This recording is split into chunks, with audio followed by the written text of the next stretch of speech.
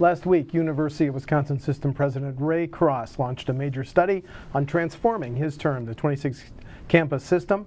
Thanks to Ray Cross for coming to WisconsinEye to talk about that study and its goals. Ray, welcome back to WisconsinEye. Thank you, Steve. Nice to be here. Well, before we talk about your speech to the regents on December 5, let's take a 10,000-foot view on how the system is funded. I'm really intrigued by how funding has evolved. So we've developed a graphic here, and we can do it line by line if you're comfortable with it, and stop me because I just find it intriguing. The current budget year, 2014-2015, general state aid from the state's main checkbook, 19.3%. 10 years ago, Mr. President, that was 25.6%, a change of only 12%. Now, do you want to talk about these line by line, or do you want to, should I walk through a few more, sir? I think it's difficult to separate them, so we'll go through. Okay, thank you. Tuition, this year, 22.1%. 10 years ago, 20%. The amount, though, went from $807 million to $1.34 billion, which is an increase of 66%. Federal aid, this intrigues me, Ray. Current year, $1.66 billion, or 27.3% of the total UW system budget of $6.09 billion. 10 years ago, $772 million, or then 20%, an increase, 200%. And then finally, gifts and trusts. It looks to me, correct me if I'm wrong, because these are fiscal bureau numbers and not mine, but the UW system needs almost $600 in gifts and trust to operate on a year. That's a huge number, sir. I actually think it's more than that. Okay, and that's also up 29% over 10 years, and then finally all other, and I understand that's a very complicated category. So now let's talk about the trends. Anything encouraging here? Less state aid, tuition up 66%. Thanks for bearing with me. It's your turn. Well, there are a number of things that are encouraging and discouraging, as there always will be when you look at things like this. But first of all, let's deal with the general fund and tuition category. If you'll notice there, if you add those two together, that's one large fund for us. That's about $2.5 billion. Yes, sir. So you will hear the university make this kind of a statement. The state only provides about 18% of our total budget, which is $6.09 billion. That would be that 1.17. That's not quite an accurate number because it needs to be looked at in another way. The state actually provides 1.17 of the 2.54 because the general fund and the tuition fund are instructional categories. The rest of this is not. Thank you. So it's appropriate to say that the state provides just north of 45% of our the instructional portion of this budget. Okay. And I think that's an important statement because you will hear us make the statement quite often that the state has actually reduced its funding proportionally to the university. Therefore, tuition has had to go up. That's the point I wanted to make. Now that trend, the reduction in state aid, state support, state fund, is not unique to Wisconsin. That is almost universally true. Now there have been a few states recently that have increased their funding to higher ed. Ohio is one of them. A few others. Michigan last year, maybe it was the year before, last year I believe, increased state aid by 12%. But that's after a series of significant reductions. So that's not uncommon. And your point earlier, Steve, that what does the future look like? Yes. If we were to draw a graph out here, what does 2024 look like, or 2025? Yes. I think you're going to continue to see a decline in state support. Now, why is that? Because the pressure on the state budget from other requirements is growing rapidly. It's projected that Medicaid will grow from about 17 or 18% of the state budget to close to 30% of the state budget in the next decade. That's a non-discretionary item. They have no choice. Those kinds of pressures, along with a whole array of others. K-12 schools, roads, transportation. yeah, exactly. Secretary Gottlieb wants more than $500 million from the general fund. Excuse me for interrupting. No, you're right. Those pressures are growing. Therefore, it is incumbent upon the university to find ways to keep the cost of higher education affordable, and at the same time a quality degree. And those are some of the reasons that we are looking at transforming how we do business within the university. Okay. Any other PSs on the chart? I think the federal increase that you noted at in excess of 200%. 214. Yes, I believe that's an important item, a really important item. And that's mostly federal grants for research. Not all of it, most of it is. And that's the kind of money that a research university brings to the state to accomplish significant research funded by the federal government. And I think that's really, really important. Are you afraid, though, that if Congress and the President, the current and the future, get serious about tackling our $17 trillion deficit, that's going to dry up some of this federal funds, Mr. President? I'll use a corporate analogy. When your organization is challenged with declining revenues, one of the first two things usually cut: research and development or marketing. And the really good companies always increased their investment in research. And I would argue the federal government, if there's any place it needs to increase its investment, it's in the research category.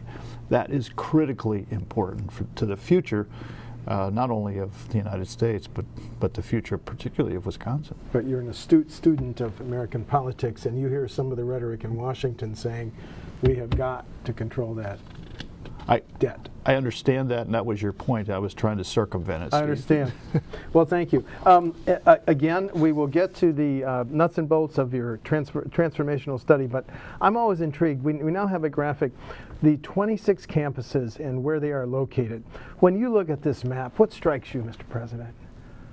That this state historically has made a commitment to reach out to the people of this state by locating a university nearby. That action speaks to its commitment to educate the population. It's a powerful commitment. One other follow-up, though. I'm so intrigued because you now have the campuses in Stout River Falls and Eau Claire. They want to start 6 new engineering programs. And other campuses are saying, not so fast. Do I have this right? Mm-hmm. Mm-hmm. And what does that illustrate? Does it illustrate some of the issues that your transformational study is going to raise here, sir? Right. There is, depending on how you look at it, there is a moderate need for mechanical engineers and I believe electrical in the region. There is a greater need for those engineers in the Northeast and the Green Bay area. The reason it speaks to the system is that one of the values of the system is how do we collaborate to reduce costs to serve the people of the state without having to locate a new program or a different program in that region. Yes. How do we avoid those excessive startup costs? That kind of collaboration is exactly what we're looking at in partnering with the institutions in the southern portion of the state, Platteville, Madison, and of course Milwaukee, who already offer engineering degrees, none of which are offered up above the northern part. Well, this is where you and I have been around the Capitol a couple of years. This is where campuses who want to start new programs, they're all represented by some legislators. So now you have the intersection of good long-term policy and politics, isn't this, Ray?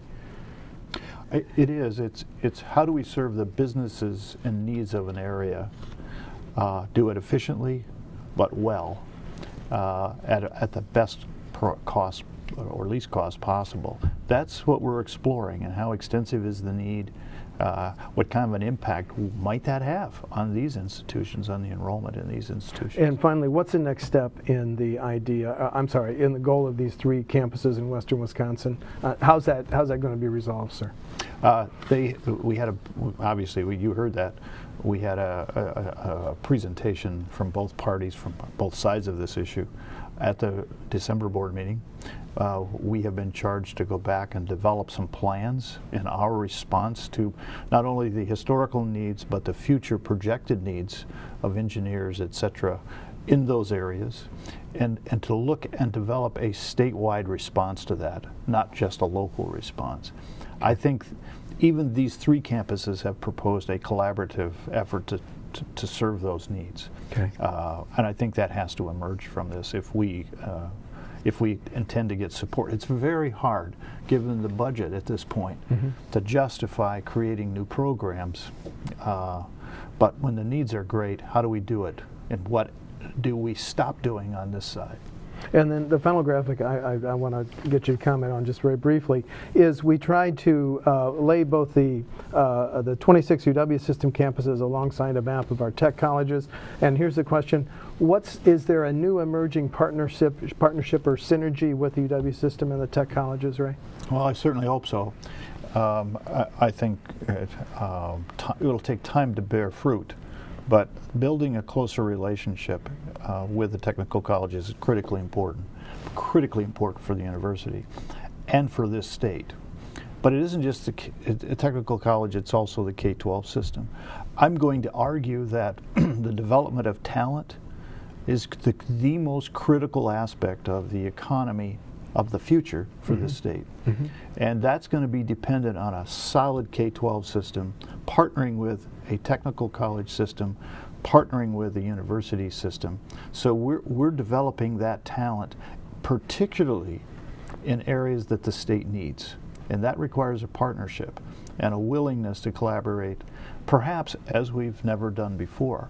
So I'm committed to that. I really am. And I know Morna is, and I know the folks, and Tony is. We're trying very much to be much more collaborative. I think it's essential for the future of the educational needs of this state. Are you afraid that in the next state budget crunch, because there's not enough money for transportation, healthcare, K-12, and the $95 million that the regents want to absorb the 2-year tuition freeze, that the tech colleges will be pit against the UW system, sir, for funding?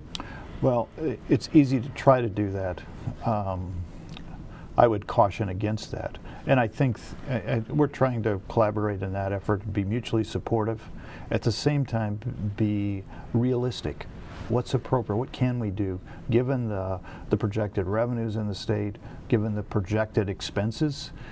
Is this reasonable? Our argument is what we have on the table is narrowly focused for the university. This is a university normally appeals for a broader kind of budget. At this point, we're focusing on developing the talent the state needs, improving the talent path, the infrastructure to support the talent the state needs, connecting graduates with businesses in the state, identifying what businesses need and focusing on that. So in essence, I guess you could say we're trying to align that portion of the university with the needs of the state so we're more effectively serving that. It's a narrow request, but it's one the state needs if we are going to have a more robust economy. Okay. Well, thanks for your patience. Now we can talk about the transformational study that you outlined in your speech to the Regents on December 5. Why is this transformational study so important? You may have just answered it. Is one of its chief goals efficiencies, e.g. saving money? Do you hope at the end of it, as our aging academic workforce retires, to have fewer FTEs? When do you hope to see results? Well, there's 4 questions. I'll let you sort out the answers one by one. Okay. I think there are multiple reasons this needs to be done. First of all, obviously efficiency is important. If you look at and you map any particular function within the back office of our operation, just like the private sector, which is trying to embrace lean practices or lean manufacturing, how do we do this well and do it as efficiently, as optimally as we can? Whether it's our hiring processes, our financial management processes, it's our IT processes, can we do this more efficiently? And that speaks to monetary savings, no question about it. But if you do this well, you can also do it more effectively. So streamlining it. For example, several years ago I did consulting where we analyzed a process and there were 13 different signature approvals required in a given process. To do something as basic as pay a bill or something? It was purchasing computer parts. Okay. My point is, Steve, that we can improve that process by driving the decision-making approval process to the appropriate person, one person typically, or two, and actually improve the effectiveness of what we do. So I think that's important. A portion of this is also related to reforming our academic priorities. Most people don't know what a faculty member really does. They view what they do in terms of, this is the classroom, they teach in the classroom.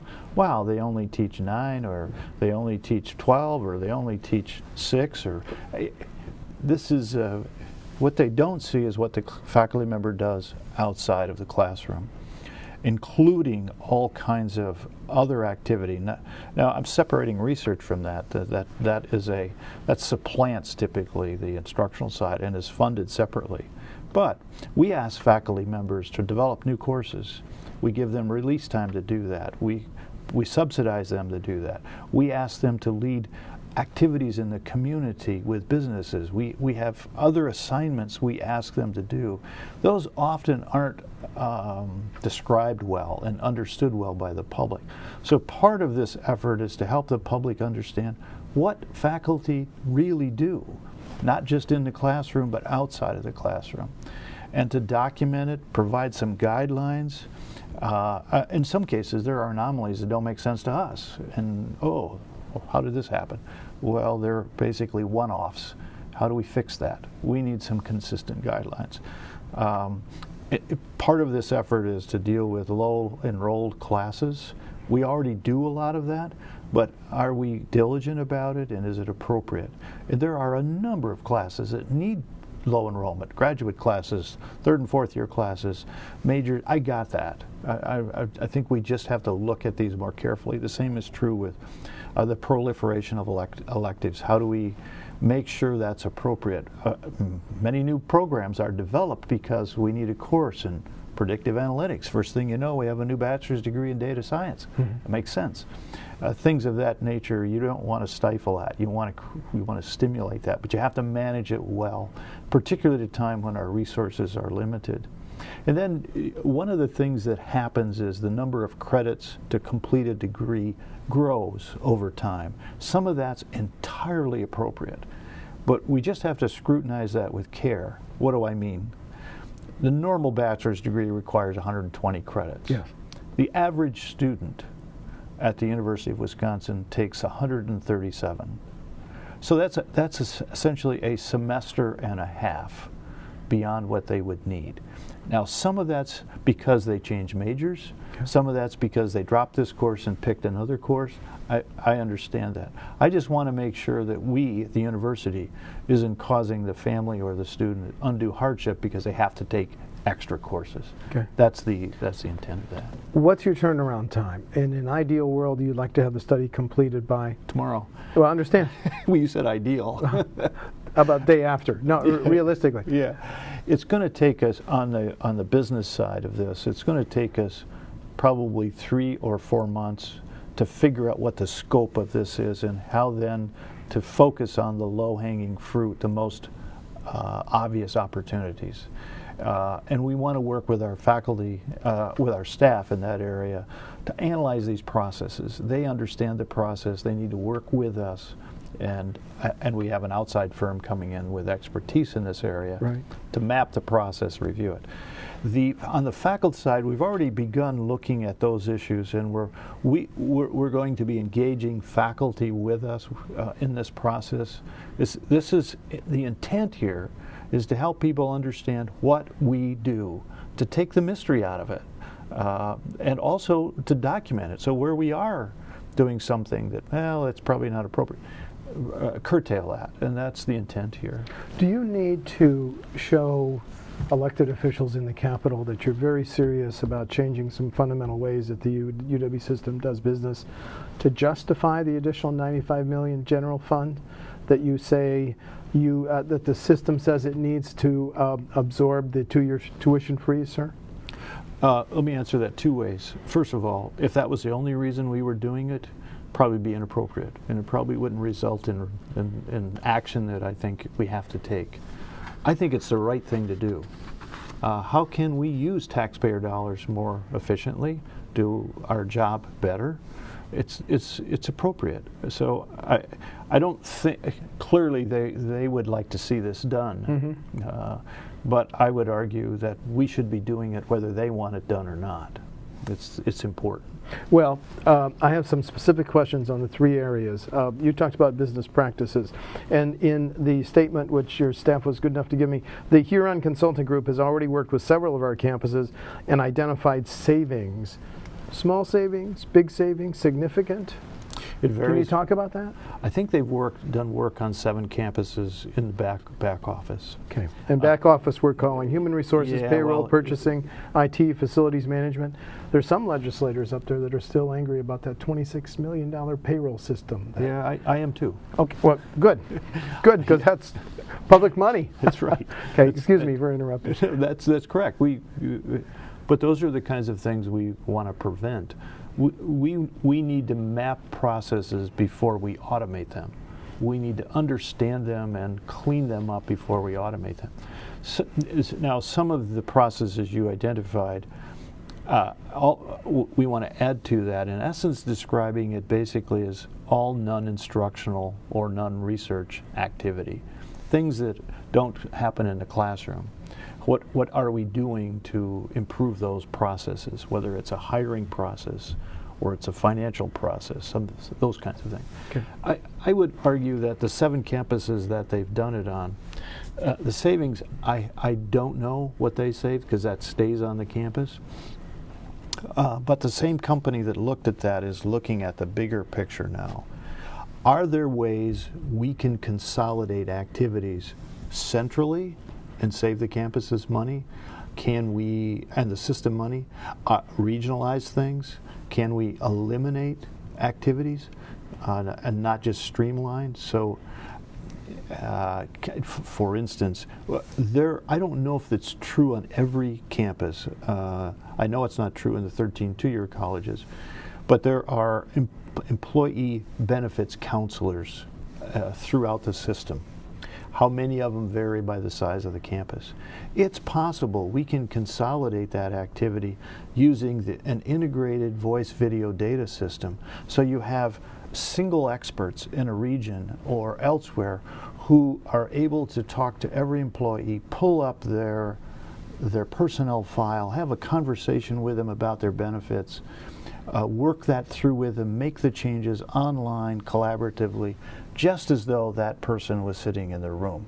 Do we need them all over the place? I don't know. That's an example of the kind of thing we're asking Huron to help us look at. Do we have 26 different human resources and vendor paying and other systems? Well, we have 26 different, not 26, we have actually 14. The two-year colleges don't have those people on every campus. Okay. Yeah, that's already consolidated. Okay. But yes, we have 14 HR systems. The payroll system stays here, but the input for that comes from the campus. Okay. Another item in this section on reengineering business practices. You want to start a waste, fraud, and abuse hotline. I've got to ask you, do you have concerns, or have you heard anecdotal stories that there's fairly significant fraud and abuse out there? No, I would argue that there isn't. However, what I know and research shows that corporations and universities that do this, they create an independent, non-affiliated entity. They contract with the private sector to man that.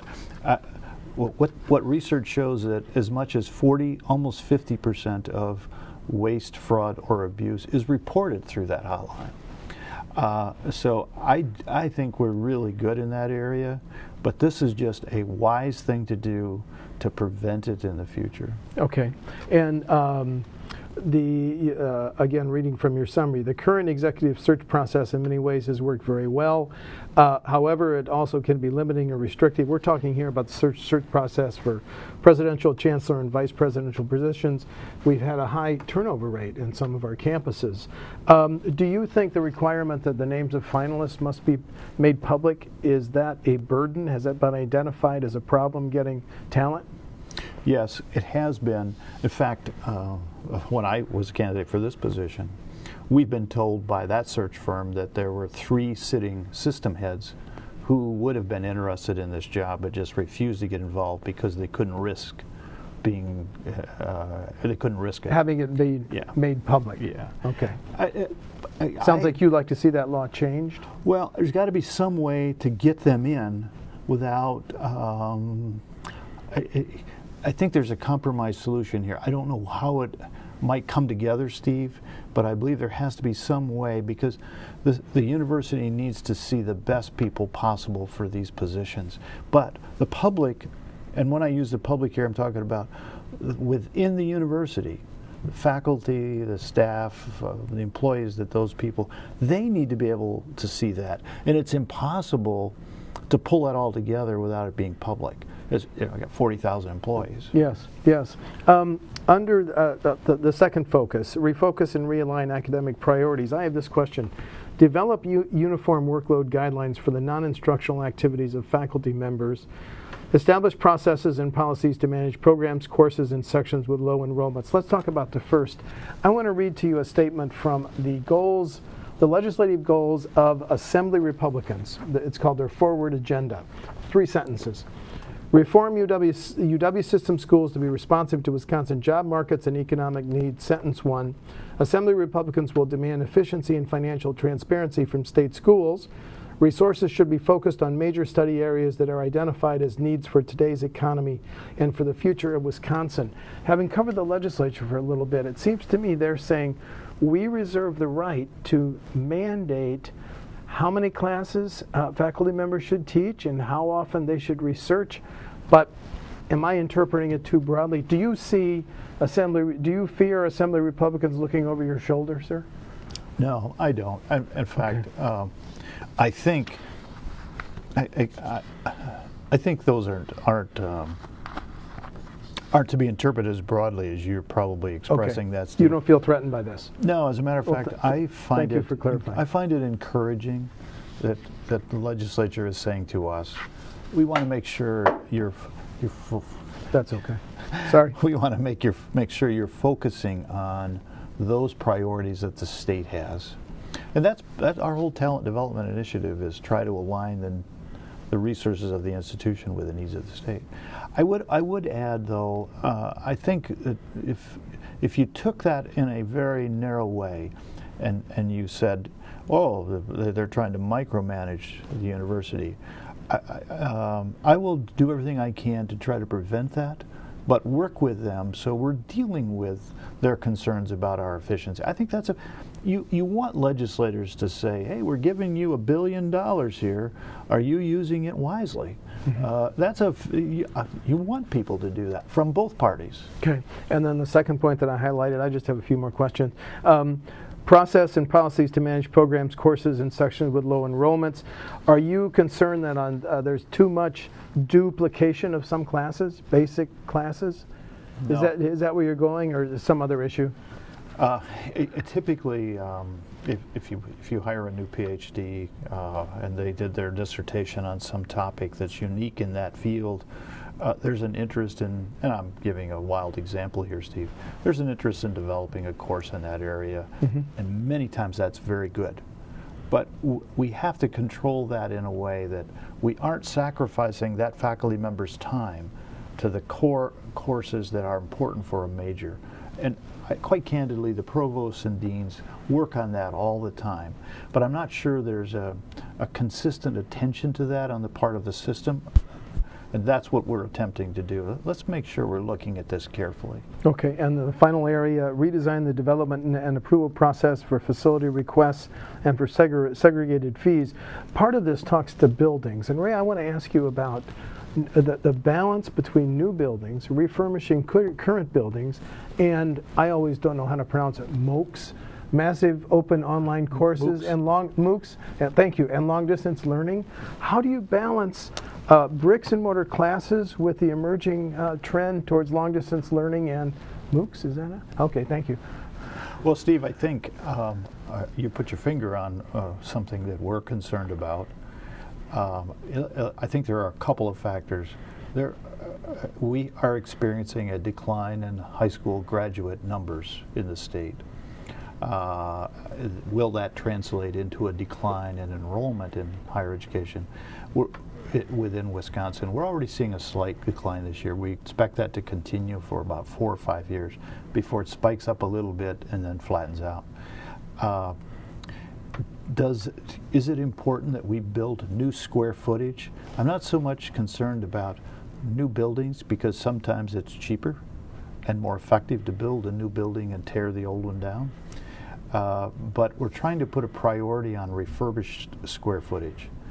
In many cases, that requires some new square footage, and we have to accommodate that. Madison is looking at a new chemistry building here. Yes. Badly needed, critically important. Well, the way you teach chemistry today is different than the way you taught it when that building was built. You need more lab space. You need different things. So they're going to have to increase the square footage, but it's a part of a refurbishing process. What we're trying to do is create a different process for new building approval, new square footage, new net square footage, okay, from remodeling. Right. And we're trying to put a priority on the refurbishing. Now, that doesn't mean that we're always going to turn down new square footage. There are campuses where growth is occurring in even with a decline in high school enrollment or graduation rates and an increase in distance courses. So how are we accommodating that, and what are the needs of the businesses and industry in that community, and the needs of the state? So it's broader than this. I just want to make sure that the process isn't the same, that there's a difference, and it's scrutinized carefully. I would also argue, and you alluded to this, I think the idea here of being very careful about increases in seg fees, increases in adding costs to students, is part of our job to hold that tuition down and the fee down in the chart you put on the table. Well, I read one example in the Milwaukee Journal-Sentinel that said one approval of a seg fee increase, was approved by only 14% of the students, and it went on over a 20-year period to cost those students millions and millions of dollars, tens of millions of dollars. So that's the process that you're kind of aiming at. Yeah, and there's good reason to do a lot of this. The goal here is to make sure we're thinking through the whole thing. Furthermore, if you're adding a new seg fee, have you thought about when something might come off over here, and maybe you don't? You wait another couple of years, and you... Okay. Just two final questions. The UW-Madison has been called, of course, the crown jewel of the system. It is. Your transformational study will include the UW-Madison? Portions of it. Both Milwaukee and Madison, in terms of the business processes, most of those folks are welcoming this analysis and how do we do this and how can we participate. So I think that's good. On the academic, reforming the academic priorities. Madison and Milwaukee have Research 1 priorities. So their efforts outside of the classroom and how they do that probably don't require as much scrutiny in how we look at this. Okay. Because they have research dollars coming in many cases that offset some of that, and those are so often difficult to untangle from all the other things they do. The comprehensive is probably the primary focus on how we do this. I don't want to say, though, that we're just going to ignore both campuses. That's not true. Okay. But I think there's a lot more accommodation for that portion. But your transformational study doesn't include that very controversial recommendation a few years ago that UW-Madison have a different governing structure, right? No, okay. It doesn't. Final question. What's at stake here? In the study, if it's not successful, paint us that picture. Sorry, but yeah, be a realist. Yeah, very fair. It will be successful. But Okay. having said that, part of what you put on in that very first chart, Steve, in terms of the decline over time in the amount of state aid that we would normally get, is, in my opinion, going to continue. I think it's inevitable. We therefore need to operate our businesses, the portion of our organization that look like businesses, more efficiently, and in doing so, can we do it more effectively, so we can drive the majority of our resources into the classroom, into the lab, into the research activity that's brought a lot of this money to this state, a lot of that federal money to the state. That's really important. Businesses are doing that, communities are doing that, local governments doing that. We have to do something like that. Does a worst case scenario under any scenario include the closing of any of 26 campuses? No, it doesn't, in my mind. However, it does mean that you're not closing a campus, but you may be consolidating a whole bunch of those backroom activities within a region or within a central office, so that you're accomplishing much of what you would save if you were to close a campus. There's no intent to do that. Okay. You want to, in fact, increase the resources to the classroom. Ray Cross, president of the 26 campus University of Wisconsin system. Thanks very much for coming in to talk about your proposal. And you run a $6 billion industry, so that's a very important organization to the economy of Wisconsin. Thank you so much. Thank you, Steve. Thank you.